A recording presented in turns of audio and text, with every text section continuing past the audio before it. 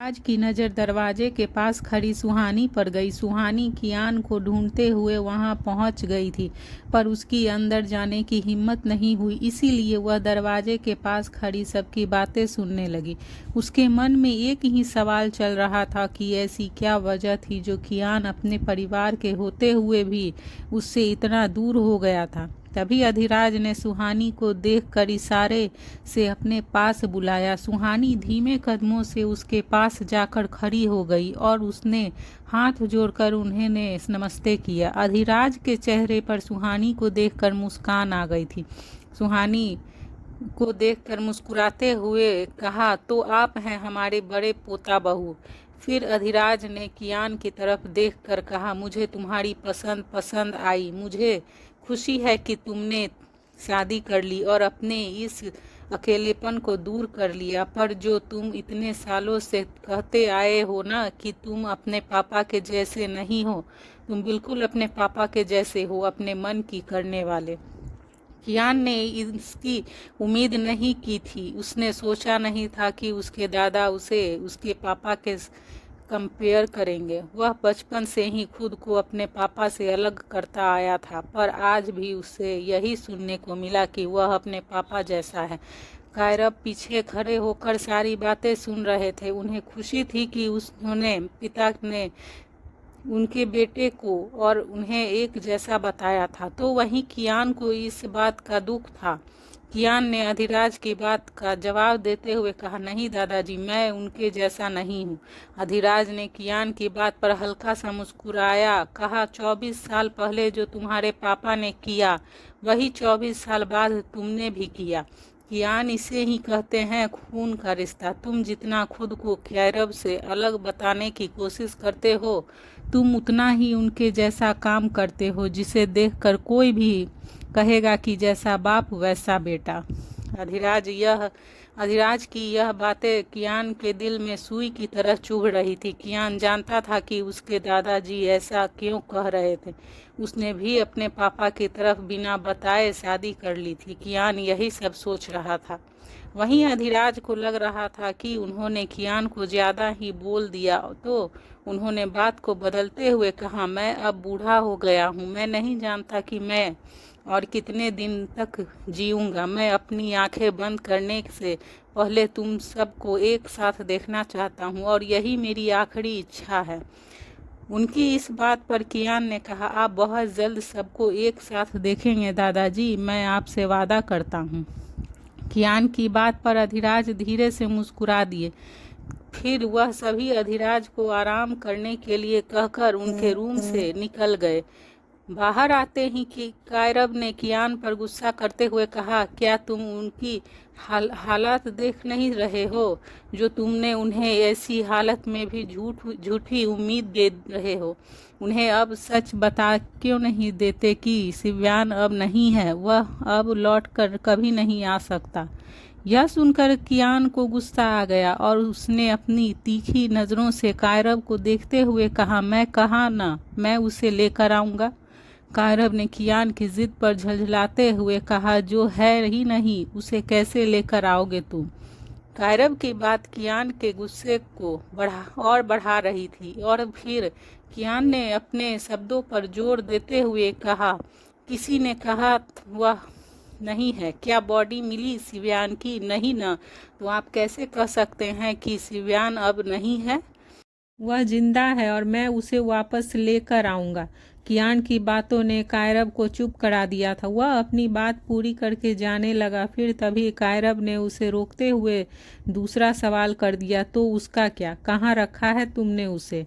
उसकी इस बात पर कियान ने कहा, वह जहाँ है ठीक है, जब सही वक्त आएगा मैं उसे वापस ले आऊँगा।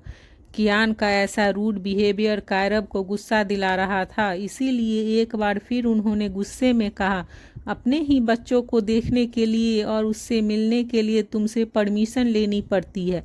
यह सुनकर कियान ने उनकी तरफ देखा और होठों को तिरछा करके कहा, तो सही से निभाइए अपनी जिम्मेदारी। क्यों आप उन्हें प्राइवेट नहीं कर पाते अपने दुश्मनों से? मैं माँ की तरह उन्हें नहीं खो सकता। यह बोलकर कियान चला गया। उसके जाते ही कायरब भी चले गए। सुहानी जो उनके पीछे ही खड़ी थी, उनकी बातें सुनकर वह फिर से सोचने पर मजबूर हो गई थी। सुहानी ने खुद से ही कहा, कितने कॉम्प्लिकेशन है यहाँ सबके रिश्ते, आखिर क्यों सबके दिलों में इतनी करवाहट है। इनके पास फैमिली है, फिर भी यह लोग एक साथ नहीं रहते, और जिनके पास फैमिली नहीं है वह फैमिली के लिए तरसते हैं। यह कहते हुए सुहानी को अपनी फैमिली की याद आ गई। अपने मन में ढेर सारे सवाल लिए सुहानी कियान के पीछे उसके रूम में चली गई। वहीं कैलिफोर्निया में सीवी अपनी क्लास में थी। उसके कहने पर रिहान आज उससे थोड़ा दूर ही बैठा था। प्रोफेसर के जाने के बाद क्लास की सभी लड़कियां जिनमें कुछ सीवी के जैसी ही इंडियंस थी, सभी एक जगह इकट्ठी होकर कुछ डिस्कस कर रही थी। उन्हीं में से एक लड़की रोजी ने सीवी से कहा, यार सीवी आज क्लब चले। सीवी उसे मुंह बनाकर देखते हुए कहा, तू जानती नहीं है क्या मुझे क्लब जाना अलाउ नहीं है। उसकी बात पर रोजी ने झुंझुला कर कहा, क्या यार तुझे कुछ अलाउ भी है। इतने रिस्ट्रिक्शन तो जेल में कैदी पर भी नहीं होते जितने तेरे ऊपर हैं। उसकी बात सुनकर सीवी ने अपना सिर झुका लिया। उसे भी बुरा लगता था कि उसकी लाइफ ऐसी क्यों है। सबकी तरह वह भी एक नॉर्मल लाइफ क्यों नहीं जी सकती। क्यों उसे हर समय बॉडीगार्ड के साथ रहना पड़ता था। क्यों वह सबकी तरह खुली हवा में सांस नहीं ले सकती थी।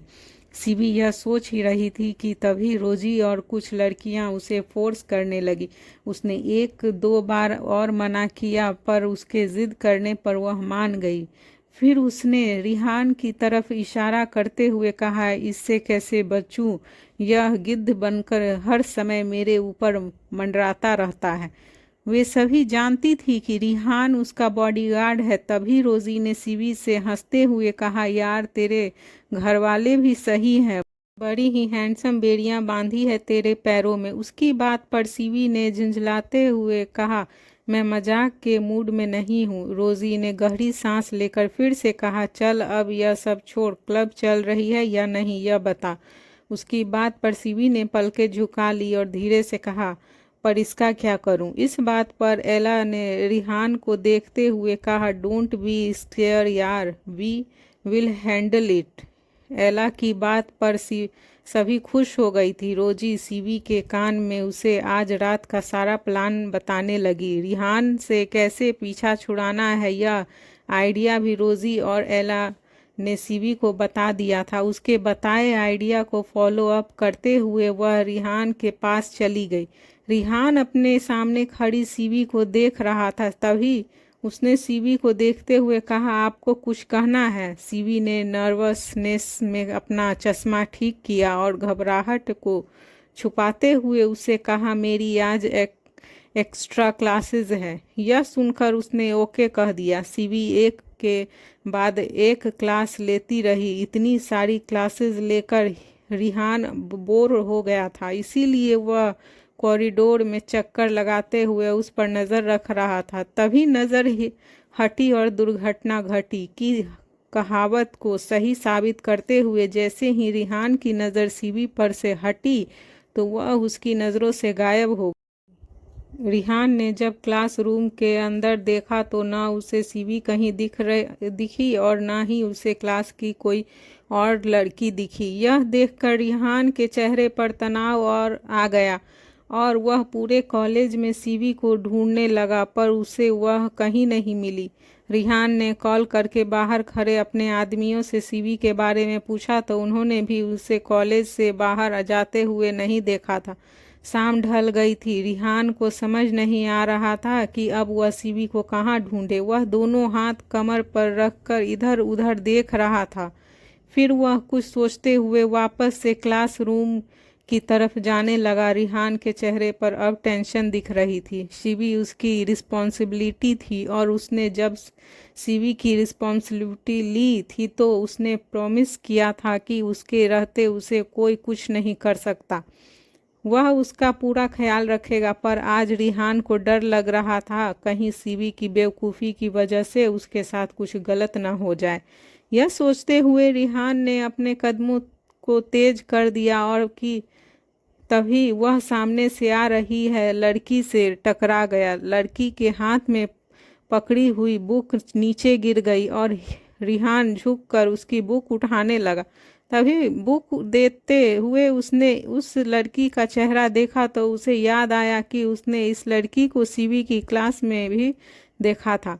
रिहान के पूछने पर उस लड़की ने रिहान को सब बता दिया कि उसकी क्लास की सभी लड़कियां पार्टी करने के लिए क्लब गई हैं। रिहान ने उससे उस क्लब का एड्रेस लिया और वह भी क्लब चला गया। जब तक रिहान क्लब पहुंचा तब तक अंधेरा हो चुका था। वह क्लब बहुत बड़ा था। क्लब में करीब सैकड़ों लड़कियां और लड़के थे और सभी अपनी ही धुन में मगन थे। रिहान खड़ा उन सब में से सीवी को ढूंढने की कोशिश कर रहा था, पर क्लब की डीम लाइट में और इतनी ग्राउंड में उसका सीवी को ढूंढना थोड़ा मुश्किल हो गया था। तभी रिहान ने गुस्से में कहा, इतने सारे लोगों को कहाँ ढूंढूं मैं उस पागल लड़की को। आज उसकी बात में सीवी के लिए कोई इज्जत नहीं थी। रिहान को उस पर बहुत गुस्सा आ रहा था। रिहान की नज़रें पूरी क्लब को एक्सपोज कर रही थी, पर वह चेहरा जिसे वह ढूंढ रहा था वह भीड़ में कहीं गुम था। फिर उसने गहरी सांस ली और इधर उधर देखते हुए डांस फ्लोर की तरफ जाने लगा।